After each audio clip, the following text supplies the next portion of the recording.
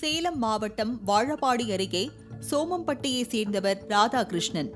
50 வயதான இவர் கந்தம்பிச்சனூர் கிராமத்தில் அமைந்துள்ள ஊராட்சி ஒன்றிய நடுநிலைப் பள்ளியில் தலைமை ஆசிரியராக 12 ஆண்டுகளாக பணியாற்றி வருகிறார்.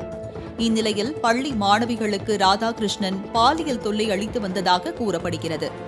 பாடத்திட்டம் குறித்து பேச வேண்டும் என தனியே அழைக்கும் ராதாகிருஷ்ணன் அந்தரங்க விஷயங்களை கேட்டறிவதும் ஆங்காங்கே தீண்டுவதும் என இருந்துள்ளார். இதுகுறித்து மாணவிகள் வீட்டில் தெரிவிக்கவே ஆத்திரமடைந்த பெற்றோர்கள் பள்ளியை முற்றுகையிட்டு போராட்டத்தில் ஈடுபட்டனர்.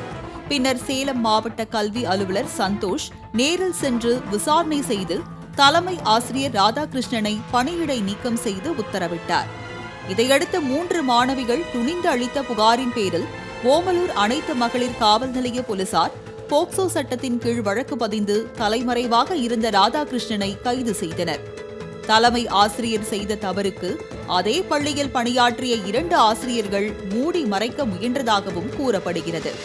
இதனிடையே கைதான ராதாகிருஷ்ணனை பாதிக்கப்பட்ட மாணவிகளின் பெற்றோர்கள் காவல் நிலையத்திற்கே சென்று தாக்குவதற்கு முயன்றதால் அங்கு பரபரப்பு நிலவியது.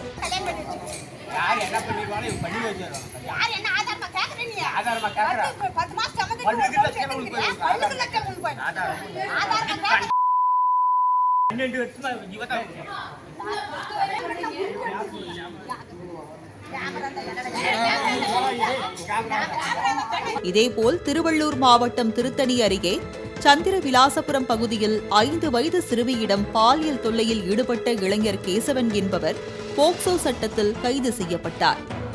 மனதில் ஏற்பட்ட வக்கிர எண்ணங்களால் இதுபோன்ற மிருகங்கள் செய்யும் செயல்களால் தங்கள் பிள்ளைகளை வெளியே அனுப்புவதற்கும் தெரிந்தவர்களிடம் கூட பழக அனுமதிப்பதற்கும் முடியாமல் புழுவாய் தவித்து வருகின்றனர் பெற்றோர்கள்.